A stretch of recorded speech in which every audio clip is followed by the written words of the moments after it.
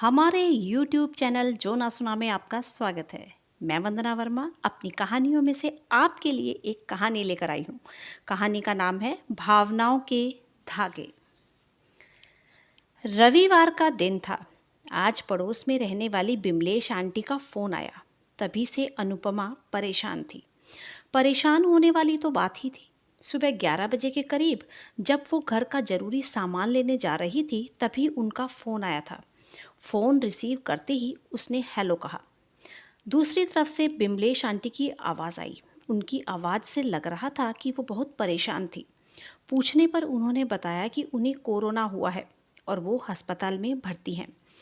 अनुपमा का बाहर जाने का मन नहीं हुआ और उसने बाहर ना जाना ही ठीक समझा।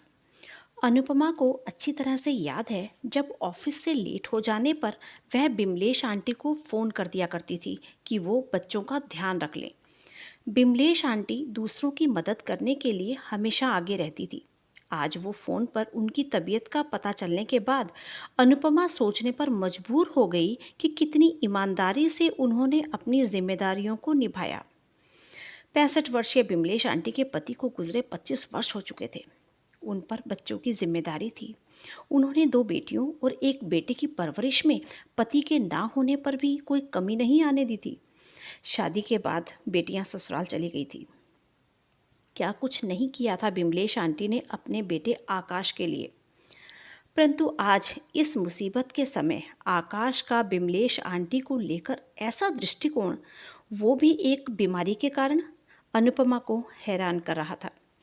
अनुपमा का एक बार तो मन मानने को ही राजी नहीं था कि क्या आकाश अपनी ही माँ के साथ ऐसा व्यवहार कर सकता है।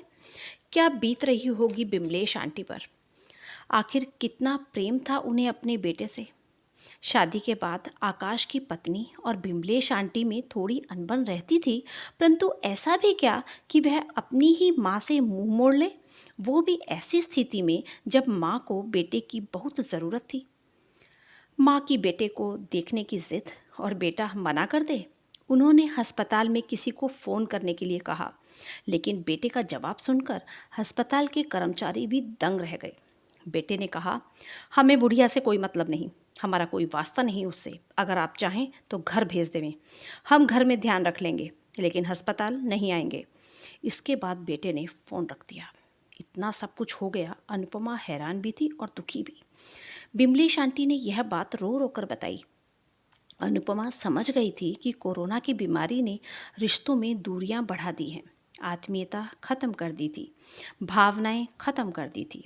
एक डर जिसमें खुद का अस्तित्व खत्म हो जाने की बातें रह रह कर मन की स्थिति को विचलित करती।